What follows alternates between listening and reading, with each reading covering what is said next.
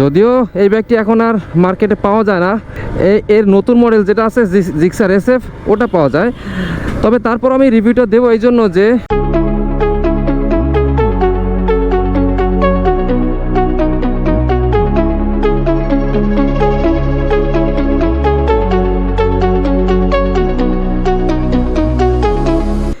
গত ভিডিওতে দেখেছেন আমি বাইকের একটু সার্ভিস করেছিলাম।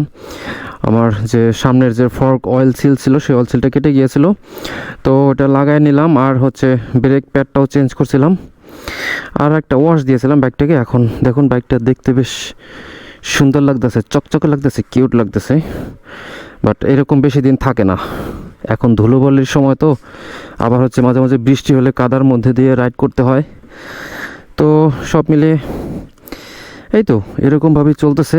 আর এটা আমার বাসার সামনের ছোট একটা মিনি গ্যারেজ। এখানে রাত্রে বাইক রাখি, আর এখানে দিনের বেলা পার্কিং করে রাখি।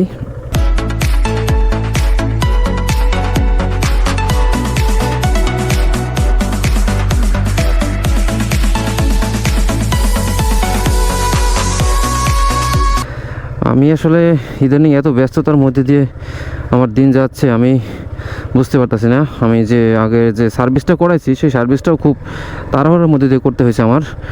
আর আজকে একটু ফ্রি টাইম পেলাম এই বিকালটা, তাও আবার হঠাৎ করে ব্যস্ততা চলে আসতে পারে। এরকম কুকুর দেখলে আমার খুব ভয় লাগে।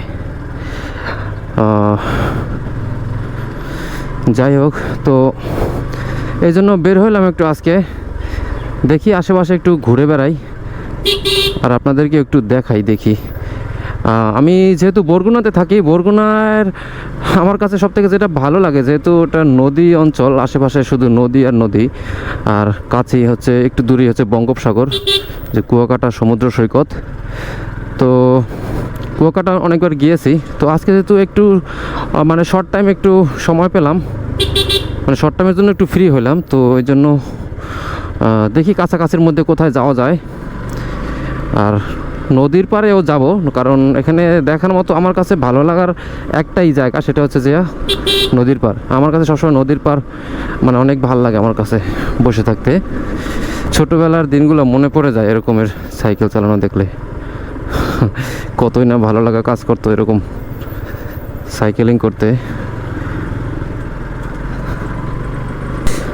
তো চলুন বন্ধুরা, আজকে প্রথমেই আপনাদেরকে নদীর পাড়ে নিয়ে যাই, আর যেতে যেতে আপনাদের সাথে কথা বলি।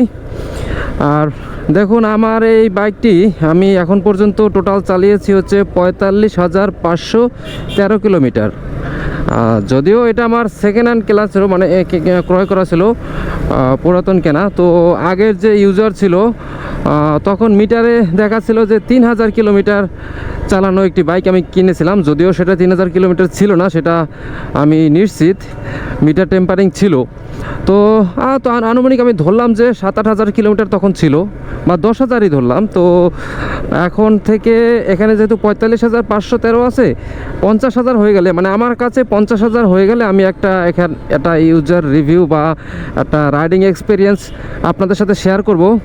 যদিও এই বাইকটি এখন আর মার্কেটে পাওয়া যায় না, তবে এর নতুন মডেল যেটা আছে জিক্সার SF ওটা পাওয়া যায়।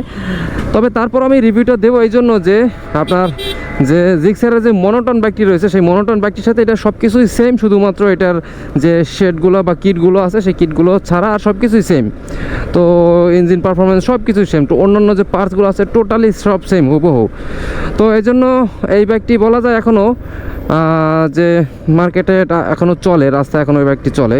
আমার সেম মডেল না হোক, জিক্সার যে মনোটন নেকেড ভার্সন যে বাইকটি আছে ওইটি, এবং নতুন যে জিক্সার SF আছে তার সাথেও অনেক কিছুর মিল আছে। তো এই জন্য রিভিউটা দেবো। আর বন্ধুরা, আমি চেষ্টা করি আমার প্রত্যেকটা ভিডিওতে, সেটা যে কোয়ালিটির ভিডিও হোক না কেন, যেরকম ভিডিও, আমি চেষ্টা করি আপনাদেরকে কিছু না কিছু ইনফরমেশন দেওয়ার জন্য। আর এই জন্য আমি আজকে আপনাদের সাথে একটা ছোট্ট বিষয় নিয়ে আলোচনা করব, সেটা যে আপনার একটি বাইক, যে বাইক হোক না কেন, পুরাতন নতুন, দেখুন বন্ধুরা কীরকম ফুল ফুটছে, অস্থির, অসাধারণ। এটা কি ফুল? এটা আচ্ছা আমি একটু দেখাই ফুলগুলো আপনাদেরকে। কৃষ্ণচূড়া ফুল মেবি। ওয়াও, এখান থেকে আরো জোশ লাগতেছে, জোশ জোশ জোশ, অস্থির অস্থিরটা চিং আউ। Now you're coming back, there's nothing left to say. We were never meant to work it out anyway. And now you're coming back, there's no need to wait. We were always fighting, now it's time I break away. Now you're coming back, there's nothing left to say. We were সূর্যের আলোর জন্য একটু কেমন যেন লাগছে। যদি বিকেলবেলা হয়তো মানে সূর্যটা একবারে সোজাসুজি মাথার উপরে আছে, যদি একটু নিচে পড়তো তখন ভিউটা অনেক সুন্দর আসতো। দেখি আগে নদীর পাড়ে যাই, আসার সময় আবার ফুলগুলোর একটা ভিডিও করব। ও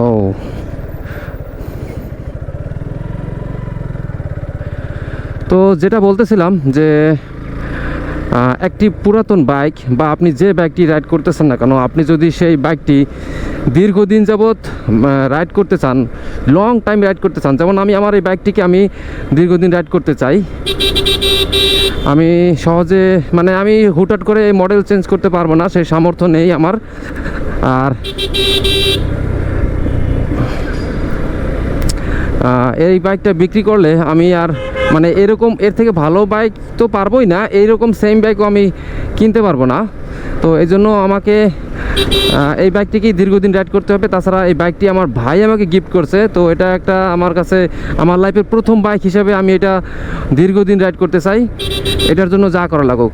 আর আপনি যদি আপনার বাইকটিকে দীর্ঘদিন রাইড করতে চান এবং ভালোভাবে সুন্দরভাবে রাইড করতে চান, তাহলে আপনার বাইকটিকে যত্ন নিতে হবে সঠিকভাবে। আর সঠিকভাবে যত্ন বলতে আপনার বাইকের কিছু কিছু সমস্যা থাকে, যে সমস্যাগুলো সাথে সাথে সমাধান করা উচিত।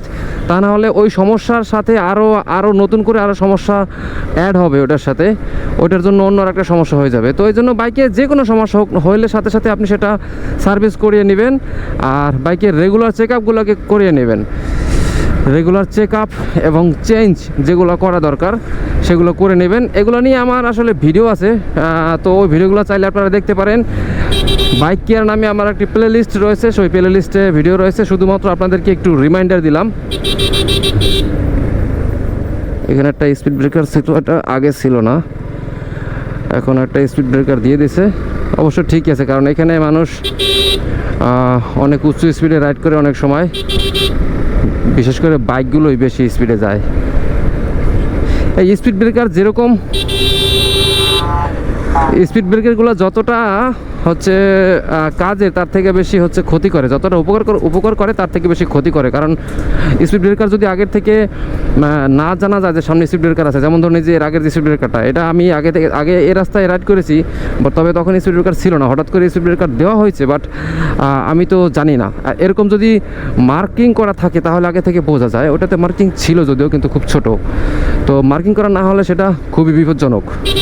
প্রখর রোদ, প্রখর। আমি যাচ্ছি মূলত হচ্ছে বড়ইতলা না কি ওইটা, হ্যাঁ বড়ইতলা ফেরিঘাট। আর এই বড়ইতলার রাস্তাটুকু অসাধারণ একটা রাস্তা, এর আগে অনেক ভিডিওতে আমি বলেছি। বরগুনা সদর থেকে বড়ইতলা ফেরিঘাট এবং হচ্ছে পুরাকাটা ফেরিঘাট, এই দুইটা ফেরিঘাটে যাওয়ার যে রাস্তাটুকু সেটা অসাধারণ রাস্তা। পুরাকাটা যাওয়ার রাস্তাটা বেশি সুন্দর এটার থেকে, তবে এটাও সুন্দর অনেক। যে রোদ, এই রোদের মধ্যে আসলে নদীর পাড়ে গিয়ে ভালো লাগবে কিনা জানি না, কারণ ওইভাবে বসার মতো জায়গা থাকবে না, বা রোদের জন্য ওই ফিলটা আসবে না আসলে মনে হচ্ছে। দেখি তারপরও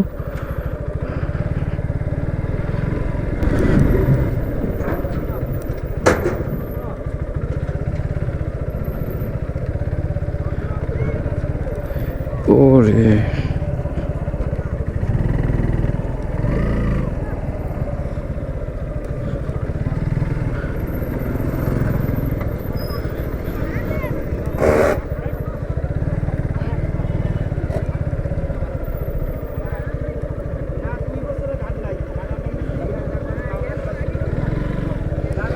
এই এখানে একটু ছাওয়া আছে, এখানটা একটু বাইকটাকে রাখি।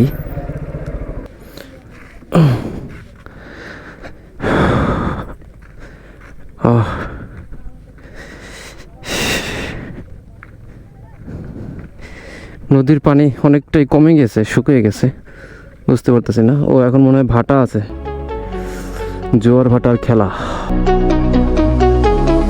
Now you're coming back. There's nothing left to say. We were never meant to work it out anyway. And now you're coming back. এখানের যে ফেরি যে পারাপারগুলো আছে, যে খাওয়া পারাপার নৌকাগুলো আছে, এই নৌকাগুলো করে ওই যে একটা ট্রলার আসতেছে নাকি ওটা যাচ্ছে মেবি ওইদিকে, ওই যে একটা ফেরি যাচ্ছে। তো ওপারে হচ্ছে, ওপারে জায়গাটার নাম জানি না আমি, তবে ওপার দিয়ে হচ্ছে আপনার মঠবাড়িয়া দিয়ে খুলনার ওইদিকে যাওয়া যায়। এখান থেকে গাড়িও চলাচল করে ফেরিতে করে। খুলনার বাসগুলো এখান দিয়ে বরগুনা দিয়ে যায়। বাবা প্রচণ্ড রোদ।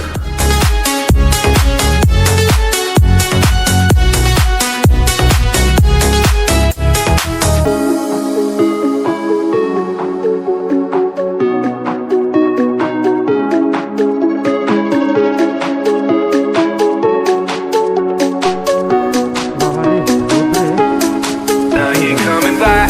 There's nothing left to say. We were never meant. মানে এত তেজ যে মানে গা পুড়ে যাওয়ার মতো অবস্থা, টিকতে পারতাছি না। এই জন্য আবার চলে যাচ্ছি, অন্য কোনো দিন আবার বিকেলবেলা একদিন আসবো। বাইক রাইড করলেই ভালো লাগে এই গরমের মধ্যে। যতক্ষণ বাইকের উপর থাকি ততক্ষণ মনে হয় যে এসির মধ্যে আছে, বা শরীরে একটা অন্যরকম একটা ঠান্ডা ঠান্ডা একটা বাতাস গায়ে লাগে। এই ট্রাকটা এত স্পিডে যাইতেছে কেন? নিশ্চয়ই ফেরি ধরার জন্য, ফেরি ধরার জন্য যাচ্ছে। হ্যাঁ সেটাই হবে, নাহলে এত স্পিডে এই রোডে চালানোর কথা না। তো যখনই আসলে বাইক থেকে নামি তখনই মানে গা থেকে দরদর করে ঘাম ঝরতে শুরু করে, আর প্রচণ্ড গরম ফিল হয়, প্রচণ্ড। এজন্য মন চাচ্ছে সবসময় শুধু রাইড করেই আর রাইড করি। আজকের মতো ভিডিওটি এখানেই শেষ করে দিচ্ছি। আপনাদের সাথে আবার কথা হবে, দেখা হবে অন্য কোনো ভিডিওতে। সেই পর্যন্ত ভালো থাকবেন সবাই, সুস্থ থাকবেন। যে যেখান থেকে দেখছেন আমাকে অসংখ্য ধন্যবাদ সবাইকে। Tata, bye bye. Nothing left to say. We were never meant to work it out anyway. And now you're coming back. There's no need to wait. We were always fighting, now it's time I break away. Now you're coming back.